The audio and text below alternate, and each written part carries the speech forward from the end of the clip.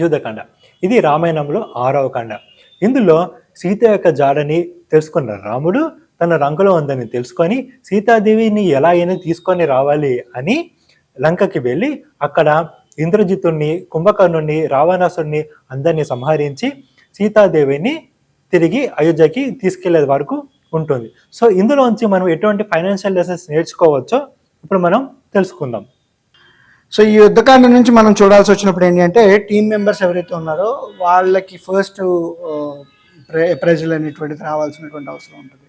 మేజర్గా మనం చూసుకుంటే హనుమంతుల వారి బ్యాక్ వచ్చినప్పుడు ఏంటి అంటే కనుక రాముడు ఇచ్చినటువంటి ప్రశంసలు ఏవైతే ఉన్నాయో, సో తన తాలూకా శక్తి గురించి కావచ్చు, తను సాధించినటువంటి ఘనత గురించి ఏదైతే ఉందో అది పొగడ్డం వల్ల ఏంటి అంటే ఓకే ఇంకా మోటివేషన్ అనేటువంటిది పెరగడం జరిగిందని చెప్పేసి చెప్పుకోవచ్చు. ఇన్ఫ్యాక్ట్ మన ఫ్యామిలీ మెంబర్స్లో ఎవరైనా సరే ఏదైనా ఘనత సాధించినప్పుడు కావచ్చు, అంటే మేబీ ఫైనాన్షియల్ డిసిప్లిన్ పర్ఫెక్ట్గా ఉంచినప్పుడు కానీ, లేదంటే ఖర్చులు తగ్గించినప్పుడు కానీ, లేదంటే ఇన్వెస్ట్మెంట్ సరైనటువంటి ఇన్వెస్ట్మెంట్ మార్గాలు చూసినప్పుడు కానీ, ఒక ఇన్సూరెన్స్ కొన్నప్పుడు కానీ, ఒక ట్యాక్స్ ప్లాన్ చేసి తగ్గించుకునేటప్పుడు కానీ, ఇలాంటి మోటివేషన్ అనేటువంటిది వాళ్ళకి ఇవ్వగలిగితే డెఫినెట్లీ బాగానే ఉంటుందని చెప్పేసి చెప్పుకోవచ్చు.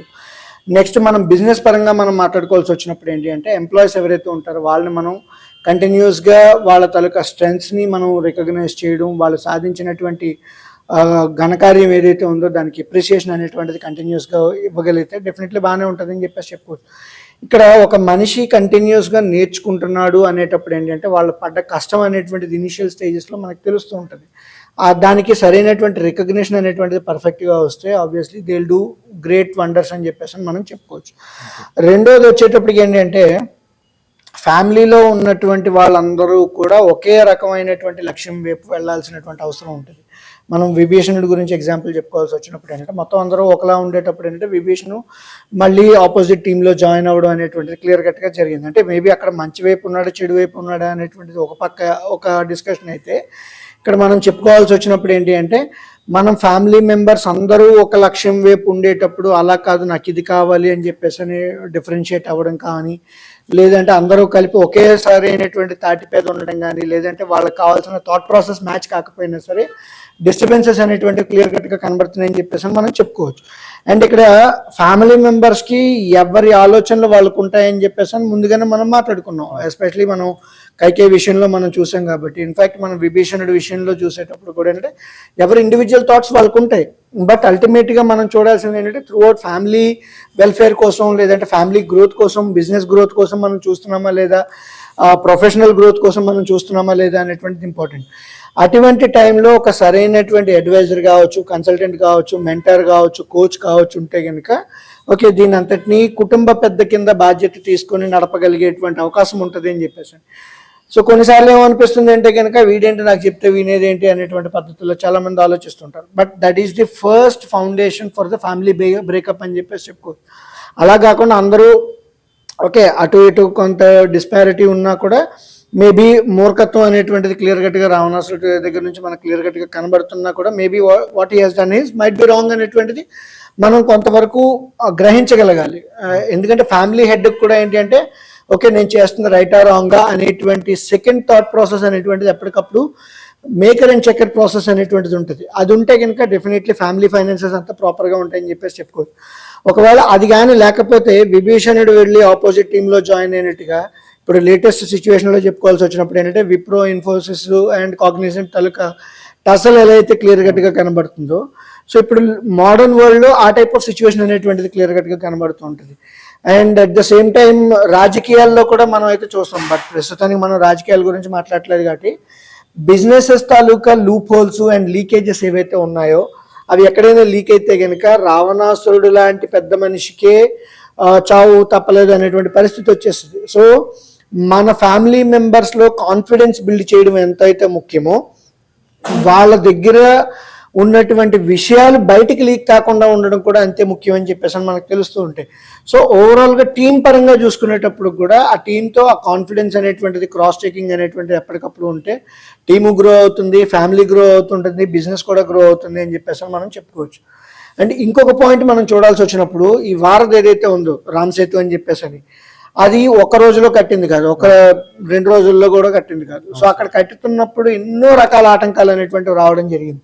ఇన్ఫ్యాక్ట్ మనం మోడర్న్ వరల్డ్కి మనం అన్వయించుకోవాల్సి వచ్చినప్పుడు ఏంటి అంటే ఈ డిస్ట్రాక్షన్స్ ఏవైతే ఉంటాయో, డిస్కౌంట్లు కావచ్చు, డిస్ట్రాక్షన్స్ అనేటువంటివి ఏవైతే ఉంటాయో వాటిని తప్పించుకొని మనం అనుకున్నటువంటి లక్ష్యం వైపు చేరగలుగుతున్నామా లేదా అనేటువంటిది.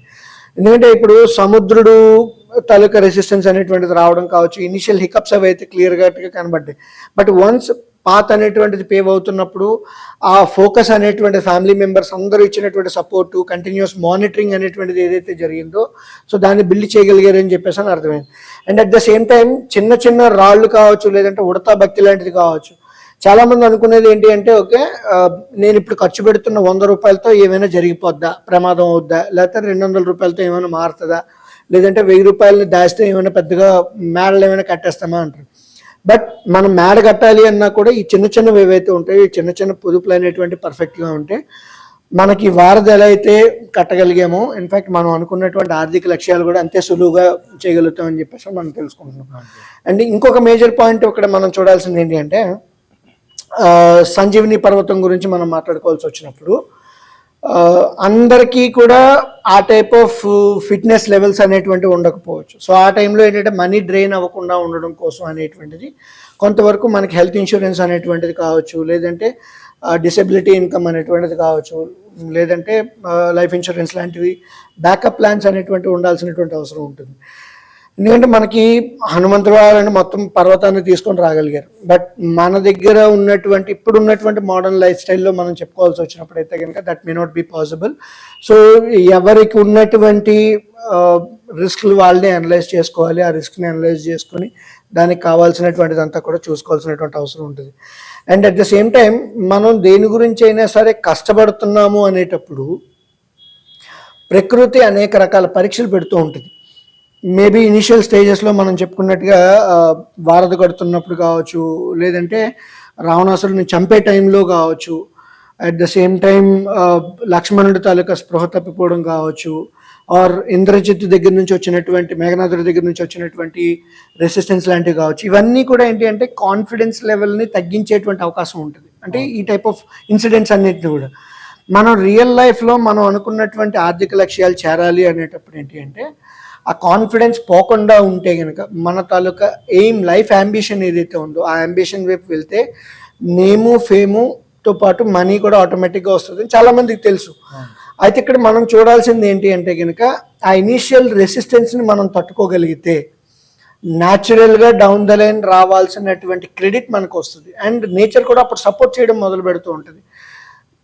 ఇన్ఫ్యాక్ట్ మనం రామ్ సేతుని నిర్మిస్తున్నప్పుడు కావచ్చు, లేదంటే సంజీవని పర్వతాన్ని తీసుకొచ్చినప్పుడు కావచ్చు, లేదంటే ఇంద్రజిత్తుని చంపాల్సి వచ్చినప్పుడు కావచ్చు, ఆర్ ఇన్ఫ్యాక్ట్ రావణాసురుని చంపాల్సి వచ్చినప్పుడు కావచ్చు. సో ఇవన్నీ ఏంటంటే down the line over a period of time మనకి పట్టుదల, కృషి ఉంది కాబట్టి ప్రకృతి కూడా సహకరించింది అని చెప్పేసి మనం చెప్పుకోవచ్చు. Okay sir.